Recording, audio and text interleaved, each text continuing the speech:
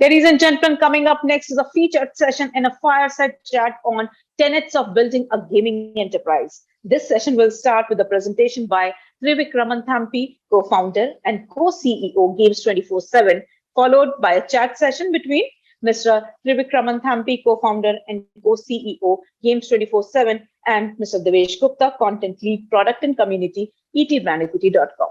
Welcome, gentlemen. Over to you.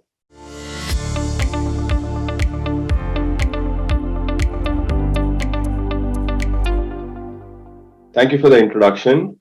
Um, so today, what I'm going to do is I'm going to take a few minutes and talk to you about what I think, any entrepreneur out there, anybody who's trying to build a gaming enterprise, should do things that will help them. But obviously, this is all based on what's worked for us as a business, Games 24/7, particularly me and Bhavin Pandya, my co-founder, leading the business. And we always say there's no such thing as a right way or a wrong way. This is what has worked for us.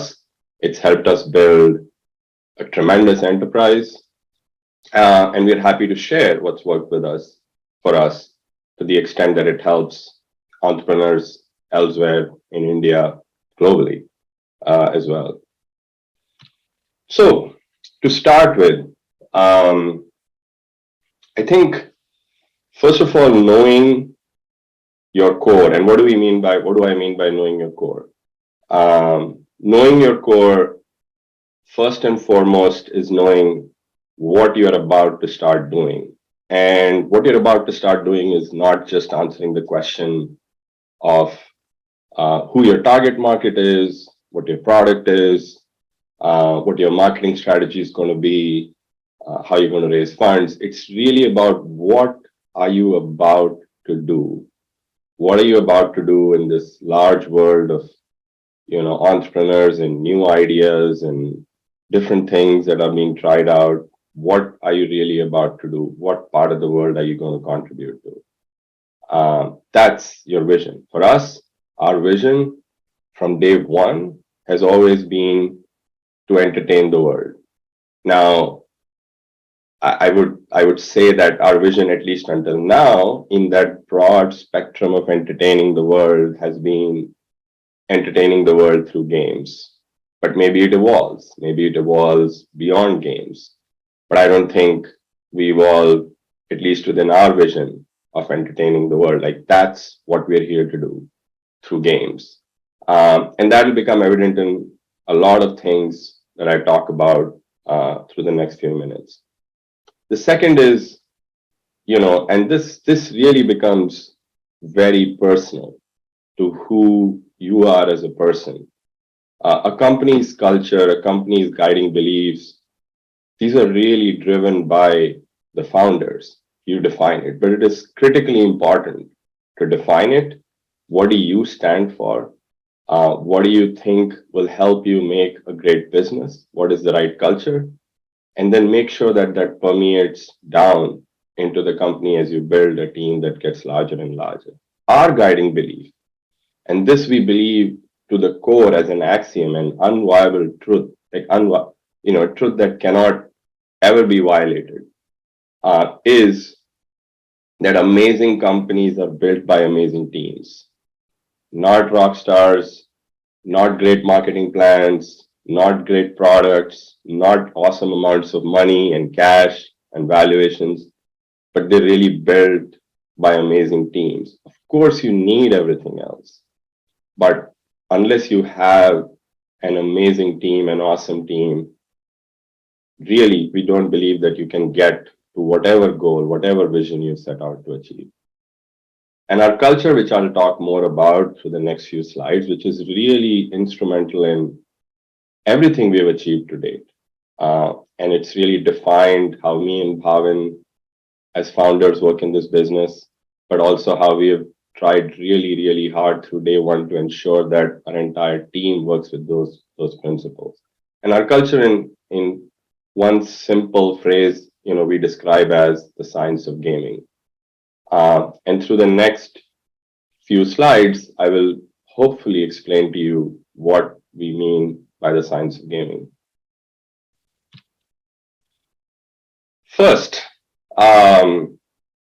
I think before we can get scientific about anything, obviously, when I've talked about the science of gaming, everything you will hear will build back on the principles of science, all the way up to building, AI models and the technology to deliver what we believe are awesome, hyper personalized experiences to our customers. But it all starts with something very, very fundamental, which is your customer.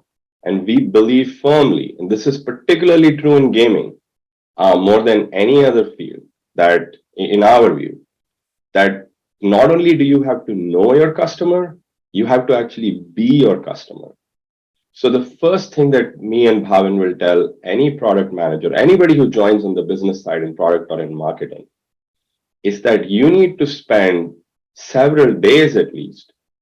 You can't play, on our product, because we offer games for real money, skill games for real money. You can't, uh, because of our compliance measures, you cannot play. Our employees cannot play games on our platform. But we tell them, go pick your platform, but we want you to go and play, and not play with the idea of trying to figure out what are good things in a product and what are bad things in a product and what works and what doesn't work, and what could we learn from them. But just go and play like a customer would play, like your user would play. Bury yourself in the game. Forget you're a product manager, forget you're a marketing manager. Just go and play and become the customer, become the user. It's only when that you really understand who your user is, who your customer is, that you can then try to apply the principles that me and Bhavin have worked so hard to lay down in this company to build great experiences for them. That's always step number one. This is particularly important in gaming where, you know, your content is your product, unlike travel or e-commerce, where the product is a flight, a hotel, a phone, a TV.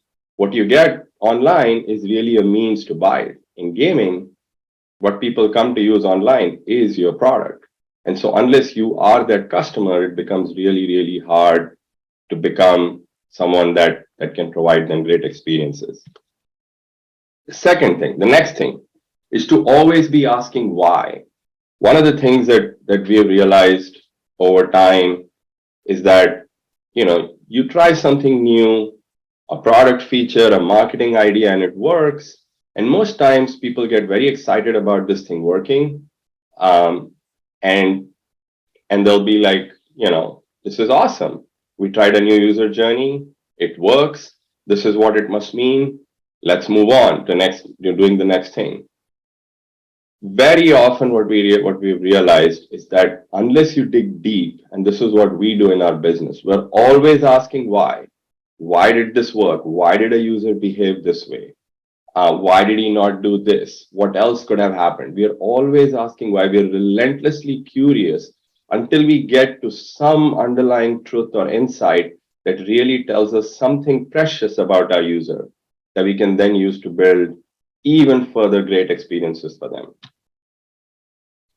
Being objective. Now, this is critically important in the way we run our business, and I would, I probably touch upon this at many points during our conversation too.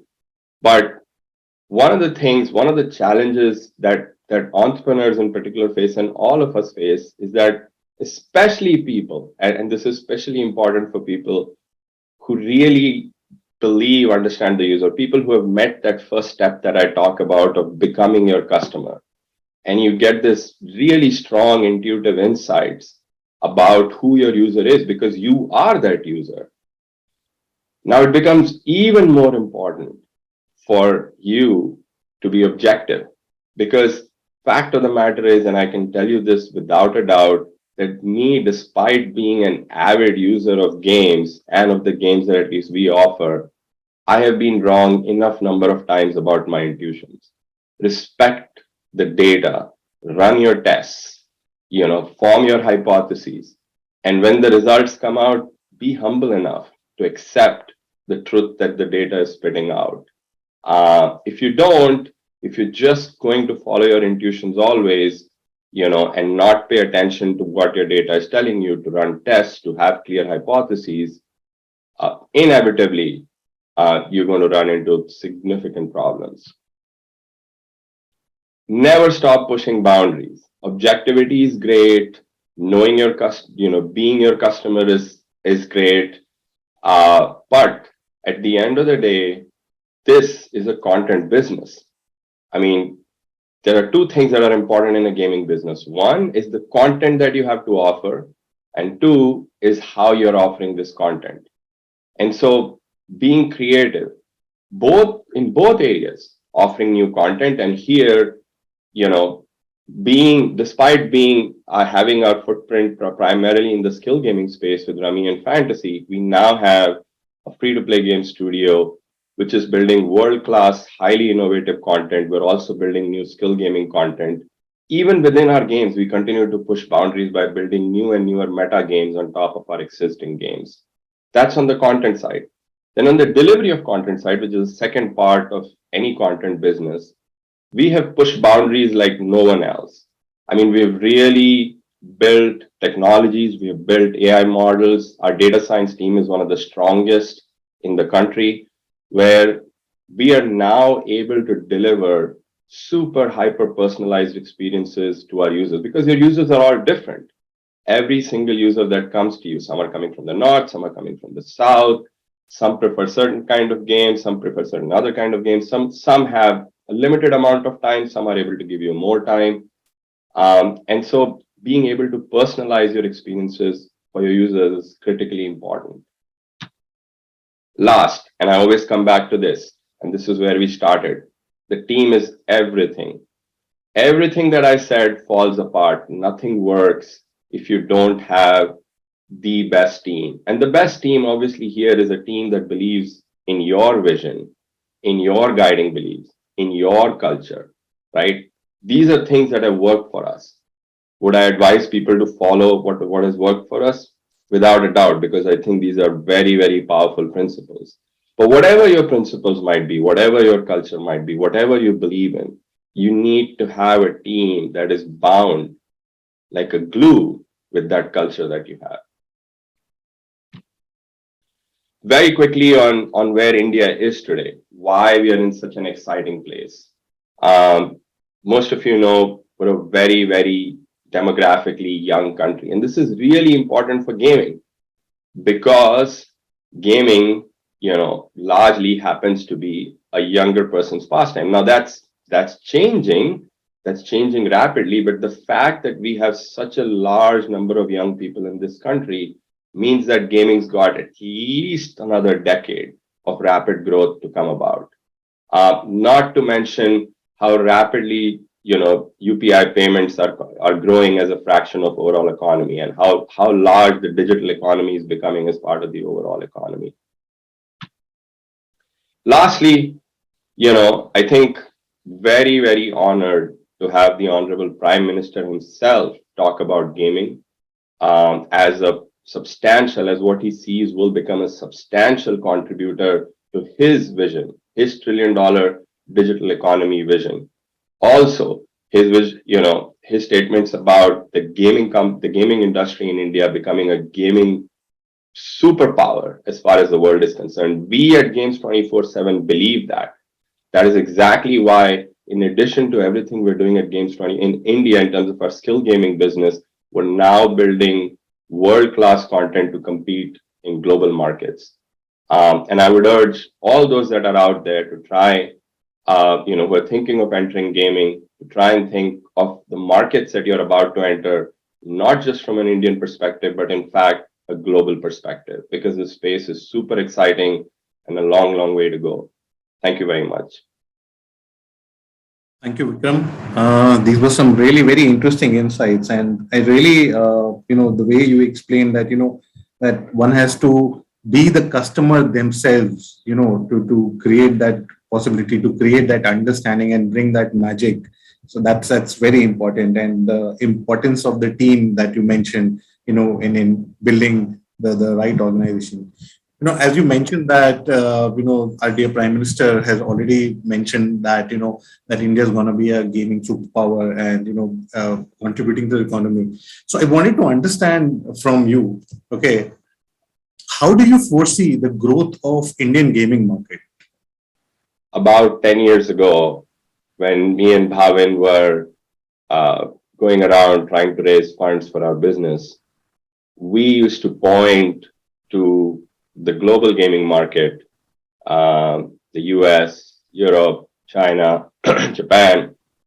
And we used to say, if you look at the trends, if you look at how the economy is moving, how demographics is moving, and you compare it, we used to tell investors, India will be, and this is when India was like, a 10, $20 million gaming market back in 2010, barely at all, if at all. True. That India will be $1 billion market by 2020, if you look at what's happening in the rest of the world. And we would get poo-pooed by most investors, who did not believe that India could actually get there. 2022, here we are, we're over a $2 billion market.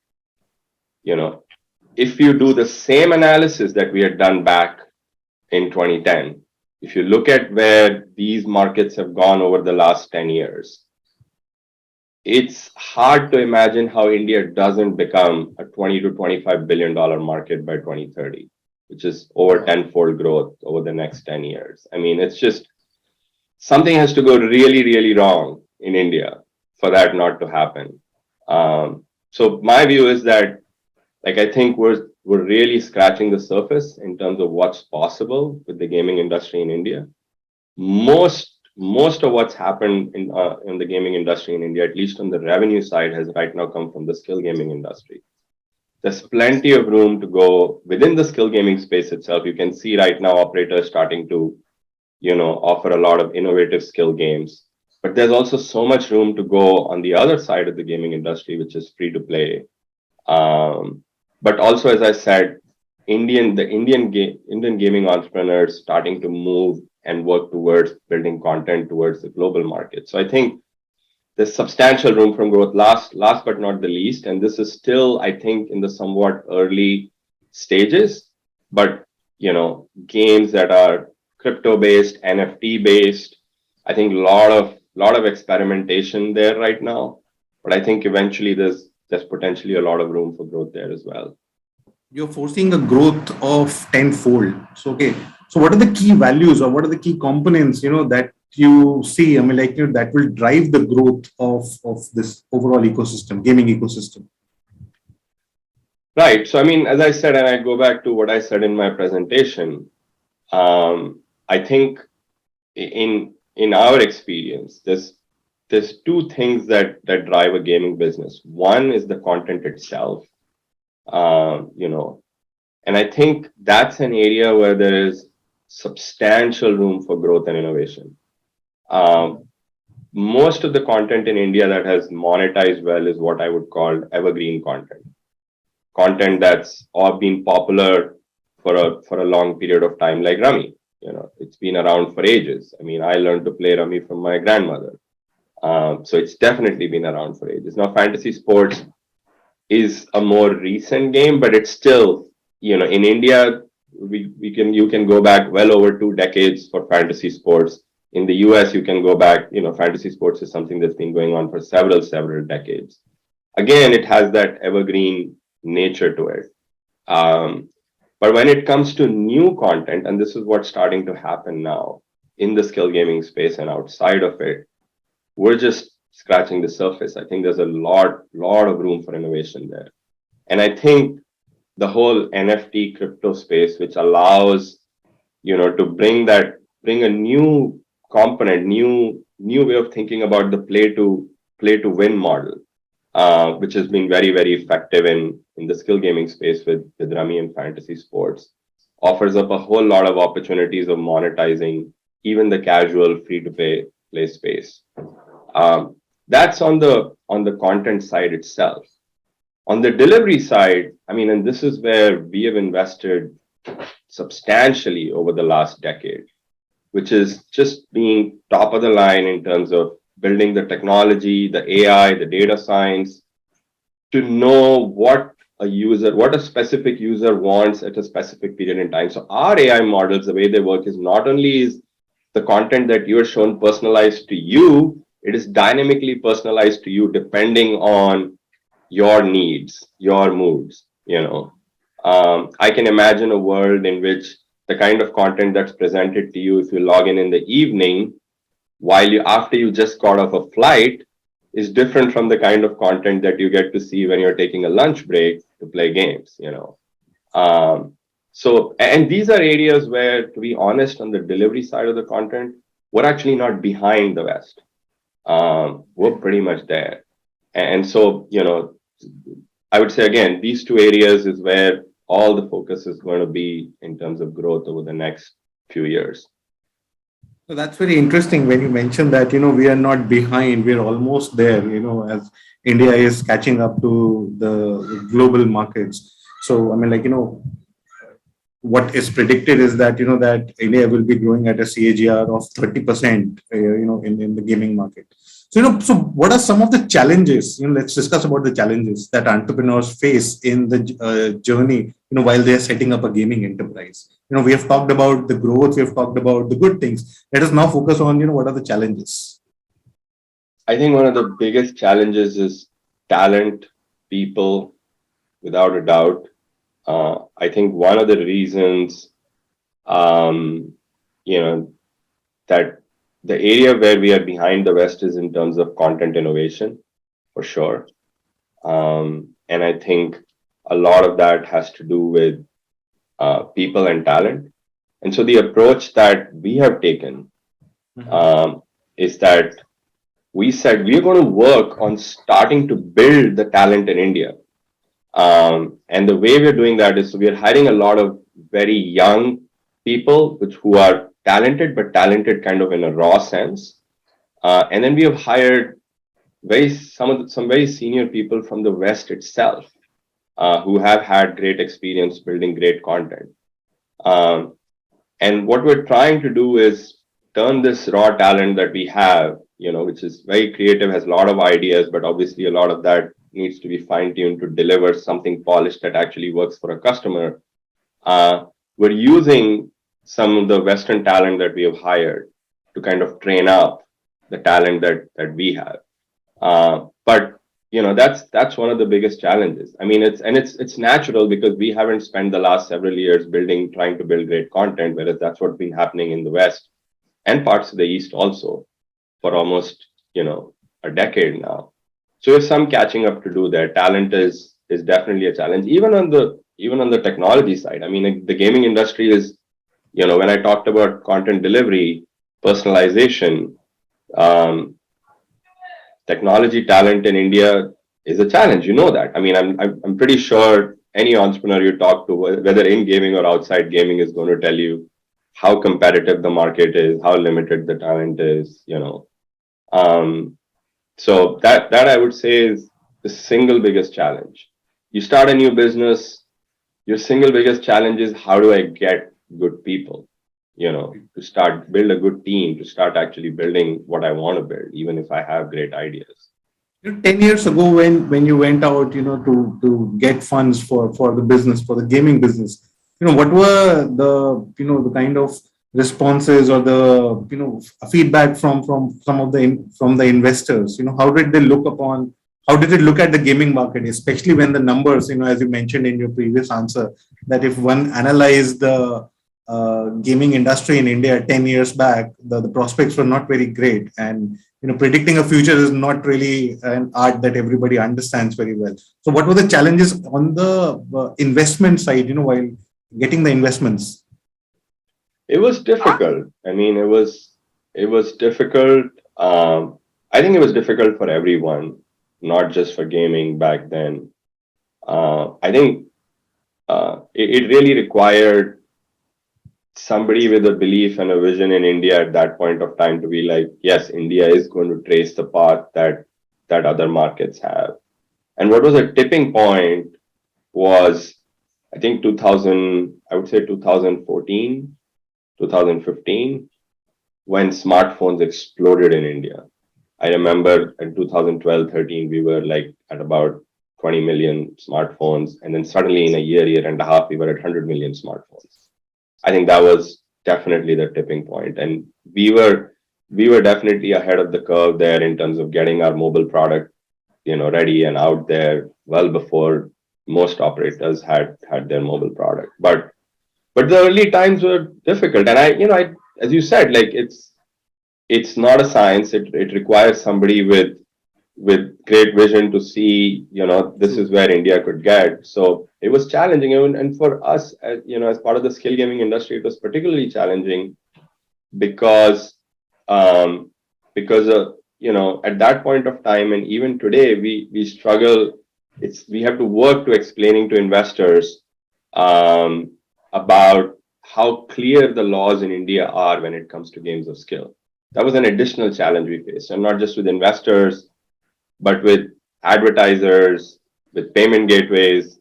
It was definitely a challenge in kind of explaining to them how strong judicial history India has in terms of the clarity that the courts have given when it comes to games of skill being legal, being constitutionally protected, and so on and so forth. So how are you working with the government, in creating a national policy for, the game of skill, so that, we can create a seamless ecosystem? Or what are your requests from the government, so that an overall seamless policy can be created for the entire gaming ecosystem? Yeah, I'm actually really, to be honest, I think this has been an incredible year for the industry, given the kind of response we've seen from the government, both at the central level and the state levels, which has been very, very constructive. And I definitely think, if I had to say one thing about where things are right now, I think the government realizes the government's goal, obviously, always, the government's going to look at two things, right? One is consumer protection, and the other is revenue generation.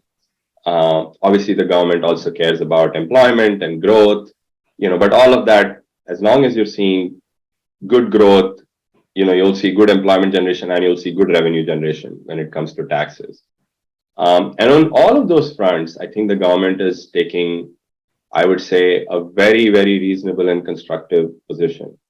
Okay. What we have heard in our conversations is talking to the government is that they really want to encourage innovation and growth in this industry, but at the same time they want to ensure consumer protection, and their goal is to find that right balance where they can help the industry grow, innovate rapidly, become this gaming superpower in the world, become a substantial contributor to the Honorable Prime Minister's vision of the $1 trillion digital economy, but at the same time ensure that consumers are protected. And in this respect, I think the government has been fantastic in terms of coming to us and saying,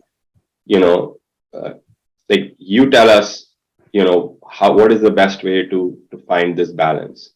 Obviously, at the end, the government will take all the inputs from us and do what they think is best, which is their prerogative.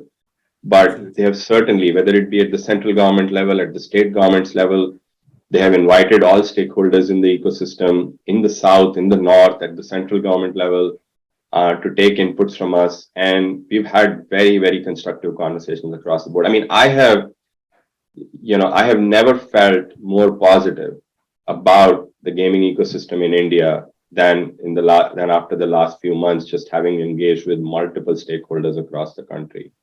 Yeah, absolutely. These are really great signs for the forthcoming entrepreneurs and especially the existing gaming ecosystem.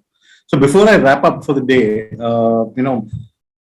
what is your advice, to the young entrepreneurs who are now entering the gaming ecosystem?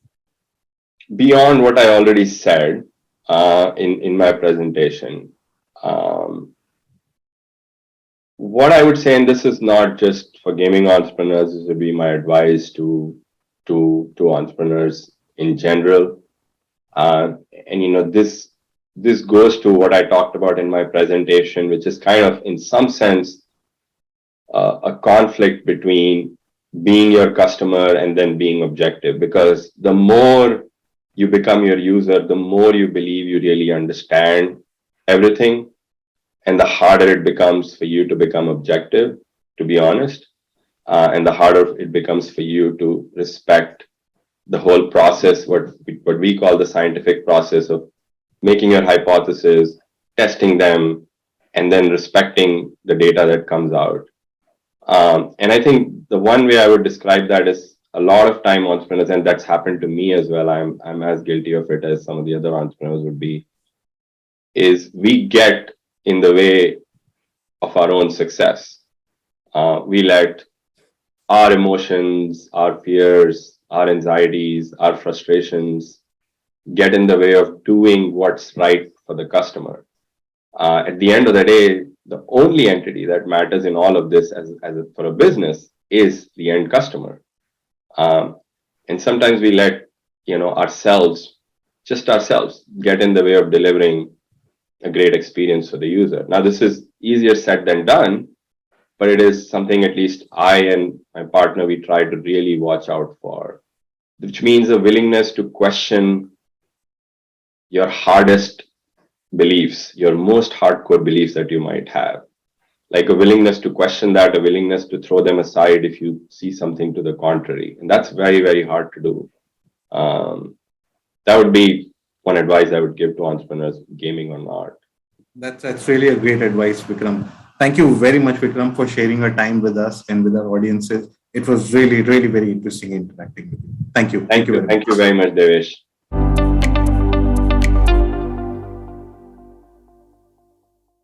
Thank you, Mr. Thampy and Devesh, for covering all relevant aspects of the topic. Ladies and gentlemen, this is not all. We have more to unravel and learn from our industry experts. You keep sharing your learnings on social media using the hashtag #ET Gaming Summit. Now we'll move to the next fireside chat session.